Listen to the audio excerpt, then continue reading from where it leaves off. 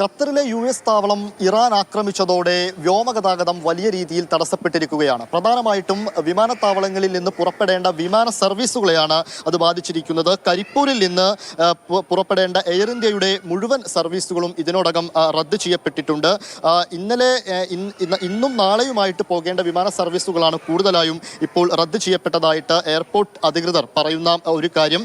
കരിപ്പൂരിൽ നിന്ന് ദോഹയിലേക്ക് പോകേണ്ടത്, അതുപോലെ തന്നെ Bahrain, Dubai, Riyadh, Dammam, Abu Dhabi, Muscat, Sharjah, Ras al Khaimah തുടങ്ങിയ 9 ഇടങ്ങളിലേക്ക് പോകേണ്ട വിമാനം, എയർ ഇന്ത്യ വിമാനം ഇതിനോടകം റദ്ദ് ചെയ്യപ്പെട്ടു എന്ന വിവരം ഇപ്പോൾ പുറത്തു വരുന്നുണ്ട്. അതോടൊപ്പം ചില ആഭ്യന്തര സർവീസുകളും റദ്ദാക്കിയിട്ടുണ്ട്.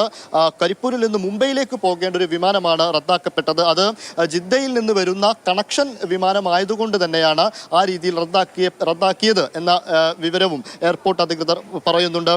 വിമാനം റദ്ദാക്കിയതുമായി ബന്ധപ്പെട്ട ആളുകൾ വലിയ പ്രശ്നത്തിലേക്കോ അതല്ലെങ്കിൽ എയർപോർട്ട് പരിസരത്ത് വലിയ ബുദ്ധിമുട്ടിലായി നിൽക്കുന്ന ഒരു സ്ഥിതിവിശേഷമൊന്നും നിലവിലില്ല. അതിൻ്റെ കാരണം ഈ എയർ ഇന്ത്യയും മറ്റ് വിമാന കമ്പനികളും അതുപോലെ തന്നെ എയർപോർട്ട് അതോറിറ്റിയും ഒക്കെ ഈ സാഹചര്യം, യുദ്ധത്തിൻ്റെ സാഹചര്യവും വിമാനം ക്യാൻസൽ ചെയ്യുന്നതുമായി ബന്ധപ്പെട്ട കാരണങ്ങളുമൊക്കെ ഇതിനോടകം ഈ യാത്രക്കാരെ അറിയിച്ചിട്ടുണ്ട്. വാർത്താമാധ്യമങ്ങളുടെ വിവരം പുറത്ത് പങ്കുവച്ചിട്ടുണ്ട്. എന്നുള്ളത് കൊണ്ട് തന്നെ എയർപോർട്ട് പരിസരത്ത് ആളുകൾ പ്രയാസപ്പെട്ട് നിൽക്കുന്ന ഒരു സാഹചര്യം കരിപ്പൂരിലില്ല.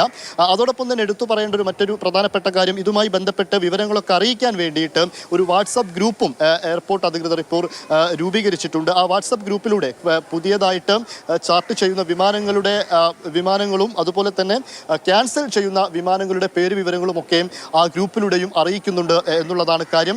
ജോലിക്കും അതുപോലെ തന്നെ മറ്റു അടിയന്തര ഘട്ടങ്ങളിൽ വിദേശത്തേക്കൊക്കെ എത്തേണ്ട ആളുകളെയാണ് യുദ്ധമുണ്ടാക്കിയ കാരണം വ്യോമഗതാഗതം തടസ്സപ്പെട്ടതോടുകൂടി അത് ബാധിച്ചിരിക്കുന്നത്.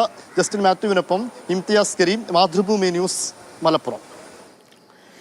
നമ്മളിപ്പോൾ കണ്ടത് കരിപ്പൂർ വിമാനത്താവളത്തിലെ കാര്യമാണ്. ഖത്തറിലെ ആക്രമണത്തിന് പിന്നാലെ കണ്ണൂർ വിമാനത്താവളത്തിലേക്കും തിരിച്ചുമുള്ള 24 വിമാന സർവീസുകളാണ് റദ്ദാക്കിയത്. എയർ ഇന്ത്യ എക്സ്പ്രസിന്റെ 18ഉം ഇൻഡിഗോയുടെ 6 സർവീസുകളുമാണ് റദ്ദാക്കിയത്. ഇന്നലെ കണ്ണൂരിൽ നിന്നും പുറപ്പെട്ട 2 വിമാനങ്ങൾ ഈ വ്യോമപാത അടച്ചതിനെ തുടർന്ന് തിരിച്ചിറക്കി. യുദ്ധഭീതിയെ തുടർന്ന് ഖത്തർ വ്യോമപാത അടച്ചതിന് പിന്നാലെ കണ്ണൂർ വിമാനത്താവളത്തിലേക്കും തിരിച്ചുമുള്ള വിമാന സർവീസുകൾ മൊത്തം 24 എണ്ണമാണ് റദ്ദാക്കിയിട്ടുള്ളത്. ഇന്നലെയും ഇന്നും നാളെയുമായുള്ള സർവീസുകളാണ് റദ്ദാക്കിയിട്ടുള്ളത്. അതിൽ എയർ ഇന്ത്യ എക്സ്പ്രസിൻ്റെ 18 എണ്ണവും ഇൻഡിഗോയുടെ 6 എണ്ണവും ഇതുവരെയും റദ്ദാക്കിയിട്ടുണ്ട്. ഇന്നലെ കണ്ണൂരിൽ നിന്നും ഫുജറയിലേക്ക് പുറപ്പെട്ട ഇൻഡിഗോ വിമാന സർവീസ് ഈ വ്യോമപാത അടച്ചതിനെ തുടർന്ന് മുംബൈയിൽ തിരിച്ചിറക്കുകയുണ്ടായി.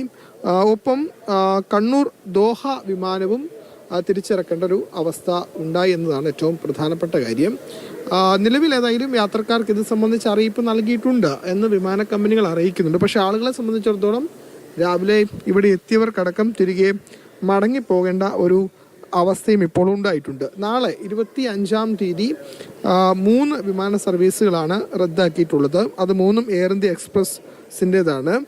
ഒന്ന് റാസൽ ഖൈമയിൽ നിന്നും കണ്ണൂരിലേക്കുള്ളതും 2 ദോഹയിൽ നിന്നും കണ്ണൂരേക്കുള്ളത്, 3-ാമത്തേത് അബുദാബിയിൽ നിന്നും കണ്ണൂരിലേക്കുള്ളത്.